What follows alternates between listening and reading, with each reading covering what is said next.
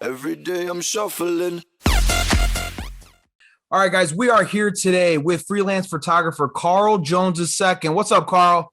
Hey, what's up, man? How's it going? Good, Carl. Thanks for getting on with us today, man. I really appreciate it. Hey, thanks for having me. Yeah, so Carl, I reached out to you on Twitter. I know that you do some photography for the Detroit Tigers. I had a buddy who's playing for the Tigers for a little bit too. So I know you were taking some pictures of them. That's why I wanted to reach out to you. I see you got a lot of good content on Twitter. Your pictures look hard, man. You got some good photos on there. You got a lot of good stuff.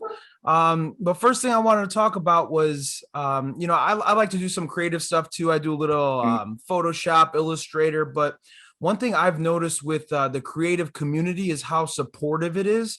I think a couple of days ago or yesterday, you tweeted out, I think 4 people's handles that said, "Hey, go check out their work." And I've noticed that on a lot of creatives feeds, how they're constantly supporting each other and pushing each other's work. How has that been, and what kind of have you noticed that in the industry? I think it's important to support other creatives because the big part about all this, at least in my opinion, is networking is a big deal. And I think a lot of people have gotten where they are because of networking and just being kind to other folks. And of course, if you see a creative who's doing good work, there's no harm in promoting them or retweeting a picture or tagging their Instagram or Twitter handle. Right. So, yeah. I just think a lot of more industries kind of should adopt that method, because I've kind of found it's almost like it's uncool to like someone's stuff, or like nobody likes to give out props to anybody because, oh no, they're not, it's almost like a jealousy kind of thing. Do you kind of see that in the industry too? it's always 2 sides to every coin. So you do have a lot of supportive people, but then you have people who are kind of in their own bubble. But Right. I think that goes across any industry. Right. So, there are people who have supported me, and my thing is I'm gonna support those who do good work. And you see me shout out a lot of baseball folks. So I work for MLB as a live content creator. So even though I'm based out of Detroit and that's the stadium that we work out of, we still are responsible for covering both teams. Okay. So a lot of times you'll see me shout out other live content creators for MLB, people who I don't necessarily know. Mm-hmm. I've seen their name in emails and stuff, but I'm starting to see their work with other games and other teams and stuff like that. So Okay. So how did you find your passion for photography? I imagine you've been doing this for a number of years now. Kind of how did this become your thing? Well, of course, watching my dad do it is how I initially took an interest to it. So I think I've always had a camera on me, pretty much anywhere. Never really pursued it strong, but always carried a camera, especially when I was in the military. I always had a camera with me, especially if I'm deployed somewhere and stuff Okay. like that. Excuse me. But I think in 2010, I came back from a deployment and I bought a DSLR. And I said I was going to go back and get back into it. And I think jumping into it then started with weddings and things of that nature. And it took me a while to really figure out, excuse me, it took me a while to really figure out where I wanted to go with it. And so there's a whole backstory on the sports side. Mm-hmm. Can I pause for a minute? Because Yeah. I need to cough real bad. Go ahead.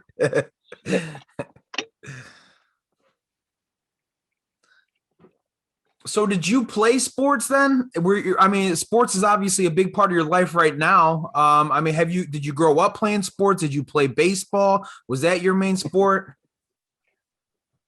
I didn't play sports. I know when I was in high school, I was an ROTC kid. Mm-hmm. So that was my extracurricular activity. And that's what I put all my effort into. Um, didn't play sports in college, anything like that. Just have been a sports fan. Right. But on the photography side of the house, I've always been fascinated with the Olympics and track and field and watching how they get, the nice Olympic photos. But how I decided to start sports, I was at a photography conference. I met Terrell Lloyd, who's the team photographer for the San Francisco 49ers. He gave a presentation. Then the next day he did a photo walk. And there was no high school football season, but we went to a high school track meet. And from that point, I said, all right, I'm going to give this a shot. So I reached out to a coach at the high school that I came from, said, hey, I'm an alumni. Would you mind if I came around and, shot some games? And he was cool with it. And that's how it started for me. And by doing that, and I will say, Terrell continued to be a mentor to me, to give me pointers on, hey, you might want to try this when you're shooting and stuff like that. And I just think opportunities just came up, and just one thing after the other. I'm still not where I want to be, but I'm grateful for what I've been able to do so far in about 3 years. Yeah, well, we're gonna get to that where you want to be. I'm gonna get to that in a little bit, but obviously, yeah, you've done a lot of work. You worked at a Super Bowl too, correct? So I was photo editor for Terrell Lloyd and the 49ers for Super Bowl 54. You work with the Lions, you work with the Tigers. I got a lot of shots on your website. Check it out, carljonesmedia.com. Go check out his portfolio. But what I wanted to say, Carl, was what's the most surreal moment you've had professionally right now so far? I probably have to say being at Super Bowl 54. Just walking into I think it didn't really hit me until I had a nice long walk around Hard Rock Stadium, because I had my Uber driver put me out at the wrong place. So I had to walk all the way around the stadium to get Carl said, I'm new here. I don't know what's going on. But I think once I got in and being in that hallway that came off the field, and you see some of the players coming on, or you see some of the legends, that's when it kind of hit. Right, because it's not just a normal sporting event, a regular July day, at some baseball park. It's the mecca of all sports, right? So I'm sure it kind of had a very much different feel when you were there. Exactly. Yeah. So what goes into being a photographer? What kind of opportunities are you looking for? Construction of your portfolio, connections. If you're a young up and coming photographer and you're trying to find your way or navigate your way through this career path, what kind of things should you be looking for? Who should I be in touch with? What kind of opportunities should I pursue? Things like that. Well, I would tell anybody to make sure you continue to perfect your craft. Any additional classes you can take, and there's so much out there online now that you can go on YouTube and just get little tidbits from various team photographers, from camera ambassadors, all kind of stuff. But continue to evolve. Don't be afraid to ask for help. Don't be afraid to ask for advice, and never get to the point where you think you know it all, because there's always something you can learn from somebody. From what I've seen, sometimes there's two trains of thought. You have the older photographers who feel that they don't need to listen to the younger generation, and vice versa. But I think you can always learn something from somebody. And I know, like with this younger generation now, they're real savvy with social media and a lot of things with technology and stuff like that. So we have to lean on each other, because at the end of the day, it's about making the profession of photography what it is, and it's about putting out good work for the viewer. The finished product, right? Exactly. So we know this is your passion. We know all that stuff, but I want to know about the perks. So tell me a little bit about the perks. Obviously, you got access to the fields, to sidelines, to behind the plate. What are some perks that you kind of enjoy? It doesn't have to be monetary, but just, little things that you appreciate. Like, man, I've seen a couple photos of you. You're right behind home plate. You got your camera out and they're right at bat. It's just little things like that where it's like, hey, there's Carl. I see him right there. So I'll say this, like with baseball this year, because a lot of stadiums are allowing fans, like I'm not MLB does it in tiers. So I think a tier 2 is allowed on the field. I'm not a tier 2. I'm general media. So you'll see me rubbing elbows with the Getty and the USA Today and all the wire service guys. Yeah. But we're able to roam anywhere as long as we're not in a fan's way or things like that. So this year, you're able to go behind home plate and shoot. Last year, we couldn't. Right. So, but perks, I just think being able to, or at least pre-COVID, I'll take football, for example, when I was down at Ford Field with the Lions. Yes, you were able to get out there. You were able to get close to players. But me, I still like to keep my distance. I like to give people their space. That's where the good telephoto lens comes in handy, because you can still get good shots, but you're not all up in the guy's face. Right, because they're working too, right? Exactly. Yeah. And that's how I feel. You got to be respectful of the athlete. We're all there to do a job, but they're still people first, so you got to be respectful of that. You ever deal with any asshole athletes? Nope. Nope. I've been fortunate. I've had no issues. And then I will say this. Sometimes you can look at a guy, and if they don't want to be photographed, they may shake their head or they may do this, and you say, okay, and you just move on. Mm-hmm. It's just kind of a respect kind of a thing. Yep. Okay. Exactly. Gotcha. So what about the future? So what, like we were saying, you obviously are going to have some goals here. What are some of your future goals in the next 3 to 5 years, what you're trying to accomplish?